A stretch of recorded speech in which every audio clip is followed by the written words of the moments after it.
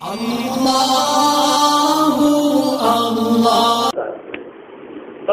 کے معنی غلامی کیا ہے؟ غلامی 40 سال ہمارے گزر گئے، 50 سال ہو گئے، بتاؤ کس کی غلامی میں زندگی گزر رہی ہے؟ اگر اپنے 24 گھنٹے کے اعمال کو چیک کیا جائے تو پتہ چلے گا زیادہ تر ہم نفس و شیطان کی غلامی کر کر کے زندگی گزارے، پر نفس و شیطان نے جو کہا اس پر عمل کیا، اللہ رسول نے جو کہا اس پر منہ پھیرا۔ دوستوں سوچو، ہر صبح قبر سے قریب ہو رہے ہیں، اللہ پاک کے پاس جتنی عمر ہم لے کر آئیں روزانہ ایک دن گھٹ رہا ہے، کم ہوگا، اور روزانہ قبر سے قریب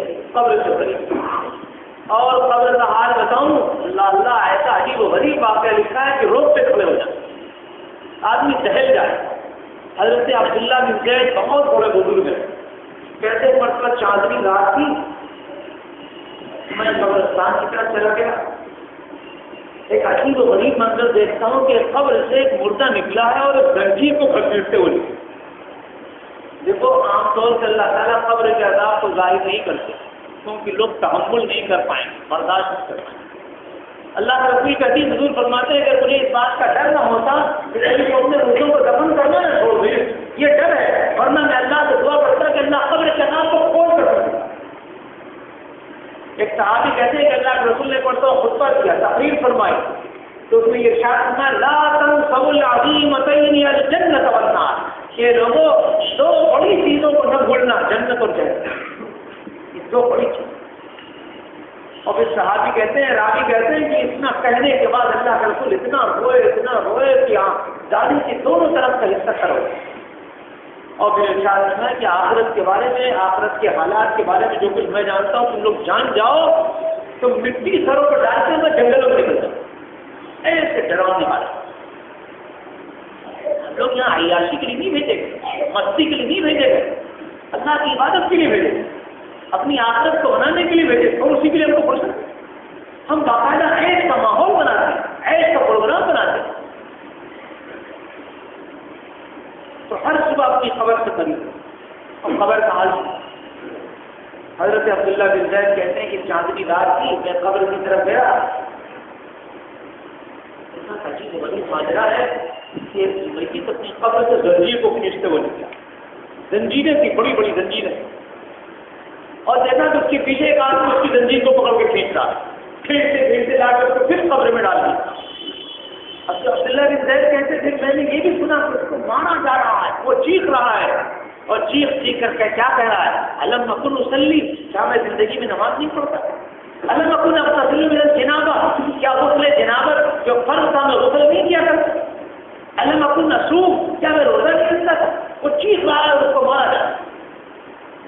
پھر جواب میں کوئی کہنے والا اس کو کہہ رہا ہے کہ ہاں یہ سب کام تم کرتے تو تھے، پر تنہائی کے اندر جب گناہ کا چانس پاتے تھے، گناہ کرتے تم اللہ کا مقابلہ کرتے تھے اور اللہ کا ڈر کھوتے تھے، اس لیے نائی کی کرسی پر گئے، تھوڑی دیر کیا، سمجھ کے اللہ ہم کو نہیں دیتے، داڑھی چھیل کے، ڈرتے نہیں کہ ہاتھ میں پانی لگ جائے، حسین بننے کے لیے چہرہ چھیل لو، ڈرتے نہیں کہ چہرے میں چیچک کا دام نکال دیا۔ ایک صاحب کو کینسر ہو گیا، انہوں نے داڑھی چھیلا اور داڑھی نہیں رکھا، کینسر، اللہ نے اللہ کی فوری پکڑا، دنیا نہیں پکڑا، اللہ کا نظام ہے، کبھی اللہ ڈھیل دیتے ہیں، کبھی فوری پکڑا، ہم کو ڈرنا چاہیے۔ اب وہ چیز رہا ہے، مردہ کہہ رہا ہے الم اکن اصلی، کیا میں نماز نہیں پڑھتا، کیا میں روزہ نہیں رکھتا؟ تو جواب میں کہا ولا کنک کنت اذا خلوتنی بارزتنی بالمعاصی، یہ سب کام تو کرتے تھے لیکن جب تنہائی نہ ہوتے تو گناہ کر کر کے اللہ کا مقابلہ کرتے۔ ایک دوسرے بزرگ ہیں حضرت ابراہیم تیمی، کہتے کن تو کثیر تردد الى المقابر، کہتے ہیں کہ قبرستانوں کی طرف جانے کا میرا بہت معمول ہے، مگر کائے کے لیے آج قبرستانوں پر جانے کا جو منشا تو وہی موت ہو رہا ہے۔ قبر پر جانے کا مطلب یہ تھا کہ آخرت کی یاد آئے، فکر آخرت پیدا ہو، آدمی سوچے کہ یہی تو کل تہتے محتے سے آج بے جان پڑے، ایک مرتبہ سبحان اللہ کہنا چاہے تو نہیں کہہ سکتا، اس کا موقع اس کو نہیں، یہ آخرت کی یاد آئے، اس لیے اللہ کے رسول نے قبروں کی طرف جانے کی اجازت فرمائی۔ اور آج خبروں میں لوگوں نے میلہ ٹھیلا بنایا، ایسا ماحول بنا دیا کہ وہاں جا کے آدمی اور دنیا کو اور اللہ کو بھول جائے اور دنیا کے جنگل میں پھنس جائے، گناہ کر بیٹھے۔ اللہ کے رسول جدید حضور فرماتے لا تتخذوا قبری عیدا، میری قبر کو میلے کی جگہ مت اور اتنے اولیاء اللہ کے مزارات اور رکوع ہو رہے ہیں، سارے اولیاء اللہ دنیا سے کہتے کہتے چلے گئے بھائی میری قبر کو میرا ٹھیلا مت رکھ۔ تو بزرگ کہتے ہیں کن تو کثیر تردد الی المقابر، میں بار بار قبرستان کی طرف جاتا تھا، میرا معمول تھا، مگر کیوں؟ کن تو اذکر الموت والبلا، تاکہ میں موت کو یاد کروں، فنا ہو جانے کو یاد کروں، پرانے ہو جانے کو یاد کروں، ہڈیاں بوسیدہ ہو گئی، پھٹ گئی، ٹکڑے ٹکڑے ہو گئی، اس کو یاد کروں، اس لیے قبرستان کہتے ہیں کہ میں قبرستان میں بیٹھا ہوا تھا ایک رات، غلبتنی عینایا، اچانک میری دونوں آنکھیں مجھ پر غالب ہو گئی، یعنی مجھے نیند آ گئی۔ کہتے ہیں اسی نیند کی حالت میں نے دیکھا کہ قبر پھٹی، ایک قبر پھٹی ہے اور اس میں سے ایک میت نکلی ہے، مردہ نکلا ہے، اور اس کے ساتھ ایک فرشتہ ہے، اور اس کو کہا، وہ فرشتہ کہہ رہا ہے زنجیر اس کے ہاتھ میں، اور زنجیر ہاتھ میں لیے کہہ رہا اسلکوا فی فیہ واخرجوہا من دورہ، کہ یہ زنجیر جو ہے اس کے منہ میں ڈالو اور منہ میں ڈال کے پخانے کے راستے سے نکالو، یہ آواز لگائی۔ اور پھر اس کے بعد جب اس کی پٹائی ہونے لگی تو وہ چیخ چیخ کر یہی کہہ رہا کہ یا ربی الم اکن اقرأ القرآن، اے میرے پروردگار کیا میں قرآن دنیا میں نہیں پڑھتا تھا؟ الم اکن احج بیتک الحرام، کیا میں آپ کے گھر کا حج نہیں کیا کرتا تھا؟ اس کو جواب میں بھی کہا جا رہا ہے یہ سب تم ظاہر میں کرتے تھے، ولکنک کنت اذا علمتنی بارزتنی بالمعاصی، جب تم تنہائی میں ہوتے تھے گناہ کر کے میرا مقابلہ کرتے۔ آج کتنے حاجی ایسے گئے ایسی بابت چلے، حاجی صاحب کو دیکھا نیوز میں، اتنی چھوٹی چھوٹی داڑھی لے گئے تھے، مکہ گئے، مدینہ گئے، عرفات گئے، حضور کے روضے میں گئے، بس جتنی داڑھی تھی اتنی لے گئے، کیا حج کیا؟ کیا حج کیا؟ حج کے قبول ہونے کی دو علامتیں کتاب میں لکھی، جس کا حج قبول ہو جاتا ہے، ایک علامت ہے کہ جب وہ کمکری مارتا ہے تو فرشتے اس کی کمکری کو اٹھا لے جاتے، کمکری گھر میں۔ پہلے اکثر یہ ہوتا تھا کہ زیادہ تر کمکریاں وہاں غائب ہو جاتی ہیں، اور اب اتنی زیادہ کمکری وہاں جمع رہتی ہے کہ گورنمنٹ کو باقاعدہ فٹافٹ گاڑیاں لگوا کے اٹھانا پڑتا ہے۔ اسی کا اندازہ لگا لو کتنوں کا حج قبول ہو۔ اور حج کے قبول ہونے کی دوسری علامت یہ لکھتی ہے کہ حج کرنے کے بعد آدمی کی زندگی میں انقلاب آ جائے، تبدیلی آ جائے، گناہوں کی نفرت دل میں بیٹھ جائے، نیکیوں پر عمل آ جائے، اللہ کی محبت پیدا ہو جائے، یہ جب تبدیلی آ جائے تو سمجھ لو کہ ہاں اس کا حج قبول۔ آج سے جس حال میں بے بدلتی چلے، حج کر لینا کمال نہیں ہے، حج کی قبولیت کمال۔ اسی لیے ایک صحابی جب حج کر کے واپس تشریف لائے ہیں تو اللہ کے نبی صلی اللہ علیہ وسلم نے سب سے پہلے جو دعا کی ہے وہ یہ دعا کہ تقبل اللہ حجک، بس اللہ آپ کے حج کو قبول کرے۔ کتنے گھاٹے کا سودا ہوگا، ایک آدمی بیچارہ 40 دن لگایا، 1.5 لاکھ روپیہ خرچہ کیا اور اس کا حج ہی قبول۔ تو جن لوگوں نے حج کر لیا ہے وہ روتے رہے، اللہ سے معافی مانگتے رہے کہ اللہ آپ کے دربار میں تو گئے، جو بے احتیاطی ہوئی، بے اعتدالی ہوئی، معاف فرمائیے اور ہمارے حج کو قبول کریں۔ یہ بار بار مانگتے۔ پہلی دعا حضور نے دی تھی تقبل اللہ حجک، ارادہ تھا کہ دعا بھی بتائیں کہ آخر میں چلو وہی دعا بتا دے رہا ہوں کہ حاجی حج کر کے آئے تو اس کو کیا دعا دینی چاہیے اور اللہ کے رسول نے کیا دعا دی۔ 3 دعا کیا کرتا ہے، اس میں پہلی دعا دی تقبل اللہ حجک، کہ آپ نے جو حج کر دیا بس اللہ آپ کے حج کو قبول کرے۔ دوسری دعا حضور نے دی تھی وغفر ذنبک، کہ اللہ تمہارے گناہ کو معاف کرو۔ اور تیسری دعا دی تو وَأَخْلَفَ نَفْقَةً، آپ نے حج کے راستے میں جو خرچ کیا ہے اللہ تعالیٰ اس کا نعم البدل عطا۔ جی کتنی جامع بات ہے، اور ہم نے یہ تینوں دعائیں ہماری ضرورت کی۔ اگر حج کیا قبول نہیں ہوا تو بتاؤ کس نے گھاٹے کا سوچا؟ اگر پھر آدمی گناہ سے بچنے کی کوشش کر رہا تھا پھر بھی کچھ بے احتیاطی ہو گئی تو پھر حضور کہہ رہے جاؤ اللہ تمہارا گناہ معاف کرے۔ بہت سے لوگ حج کے شوق میں یہاں وہاں تو پیسے جمع کر کے چلے تو جاتے ہیں، اب آئے تو بچے تو پیسہ مانگتے، خرچہ مانگتے، کہاں سے لے خرچہ گھٹا ہوا۔ تو حضور نے دعا دی کہ آپ نے جو خرچ کیا ہے اللہ تعالیٰ اس کا نعم البدل دے دیا، اور نعم البدل مل جائے گا تو خرچے کا انتظام ہو جائے۔ تو دوستو سب کا خلاصہ یہ ہے کہ جب تک ہم گناہ نہیں چھوڑیں گے ہمارا مسئلہ حل نہیں ہوگا۔ فضائل اعمال میں، فضائل ذکر میں حضرت شیخ رحمۃ اللہ علیہ نے حضرت زید بن ارقم رضی اللہ عنہ کے حوالے سے حدیث نقل فرمائی ہے کہ یہ لا الہ الا اللہ ایسا عظیم الشان کلمہ ہے جو اخلاص کے ساتھ کہے گا جنت میں داخل۔ من قال لا الہ الا اللہ مخلصا دخل الجنۃ، پوچھ رہے ہیں. کیا پوچھ رہے ہیں؟ وما اخلاص ہوا یا رسول اللہ. پوچھ لیا یا رسول اللہ یہ اخلاص ہے کہ نہیں، اس کی علامت کیا؟ اب حضور نے کہا ہاں اخلاص کی علامت یہ ہے کہ یہ کلمہ اپنے پڑھنے والے کو حرام کاموں سے روک. اگر ہم کلمہ پڑھ رہے ہیں اور حرام کاموں سے رک نہیں پا رہے ہیں تو ہمارے اخلاص میں کمی ہے، اس کی فکر ہم کو کرنا ہے. پھر اسی کے نیچے حضرت شیخ تفصیل میں لکھتے ہیں کہ فقیہ ابواللیث سمرقندی رحمۃ اللہ علیہ فرماتے ہیں کہ کلمے کو کثرت سے پڑھتے رہنا چاہیے، بار بار پڑھتے رہنا چاہیے، اور ایمان پر خاتمے کی اللہ سے دعا بھی کرتے ہیں. اور یہ بھی لکھا کہ گناہوں سے بھی بچنا چاہیے کہ بعض مرتبہ گناہوں کی وجہ سے ایمان چھن جاتا ہے اور آدمی کا خاتمہ کفر پر. حضرت صاحب اس میں لکھتے ہیں کہ افسوس اس پر نہیں ہے کہ جو ساری زندگی گرجا گھر میں اور مندر میں رہا، قیامت کے دن کافر اٹھا. افسوس اس پر ہے جو دنیا میں مسلمانوں میں رہا، مسجدوں میں رہا اور قیامت کے دن کافر اٹھایا جائے. پھر حضرت نے اشارہ کروایا کیوں کافر اٹھایا جائے.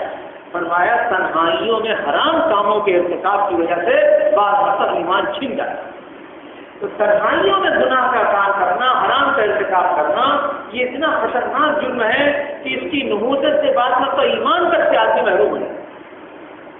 اس لیے دوستوں کو ڈرنا چاہیے اور گناہ کو چھوڑنا چاہیے. جب تک گناہ نہیں چھوڑیں گے ہمارا کوئی مسئلہ حل نہیں ہوگا. تو ارادہ کرنا ہے گناہ چھوڑو گے بھائی. ہاں تو داڑھی کاٹ رہا ہے داڑھی کاٹنا چھوڑ دے، جو داڑھی کھلا رہا ہے داڑھی کھلانا چھوڑ دے، جو ٹکنے سے نیچے کرتا پائجامہ پینٹ پہنتا ہے تو اوپر کرے. ایک روایت میں ابو داؤد شریف کے حوالے سے حدیث منقول ہے کہ صاحب نے لٹکایا تکبر کی وجہ سے تو ان پر ایسی پکڑ آئی کہ زمین میں دھسا دیے گئے. یہ کپڑا ٹکنے سے نیچے لٹکایا تو زمین میں دھسا دیے گئے. اور روایت کے الفاظ ایسا جلد جلد الى یوم القیامہ کی قیامت تک ویسے ہی دھستے رہتے. اب ہمارے کتنے ساتھی کتنے دن سے عبادت ہوتے ہیں مگر پینٹ جہاں ہے وہی تو نہیں. دوستوں ہر صبح ہم اپنی قبر سے قریب ہو رہے ہیں، ہمیں فکر آخرت ہونی چاہیے. قبر میں کوئی نہیں ساتھ دیتا، کوئی نہیں ساتھ، صرف ہمارے اعمال کا. تو اگر آپ نے توبہ کا ارادہ کر لیا، گناہ چھوڑنے کا ارادہ کر لیا تو آپ کو بشارت بھی سناتا ہوں. ہاں آپ کہیں گا آپ نے بہت ڈرا دیا. اب ڈرایا تو ہے لیکن بشارت بھی سناتا ہوں. سنو حضرت کعب احبار رضی اللہ تعالیٰ کے یہودیت کے بہت بڑے عالم تھے، پھر بعد میں مسلمان ہوئے، صحابی ہوئے. وہ کہتے ہیں بنی اسرائیل کے اندر ایک شخص تھا، اس کے گناہ ہو. دیکھو گناہ ہو جانا یہ زیادہ افسوس کی بات نہیں. گناہ ہو جانے کے بعد گناہ پر ڈٹے اور جمے رہنا، توبہ نہ کرنا، یہ خطرے کی گھٹی. انسان ہے چھوٹ ہو جائے گی، گناہ تو ہو، پر جیسی گناہ ہو جائے تو فوراً ندامت ہو، شرمندگی ہو، اللہ سے معافی مانگے اور اللہ سے توبہ استغفار کرے. یہ ہے اچھی ہے. تو فرمایا بنی اسرائیل میں ایک شخص سے گناہ ہو گیا تھا.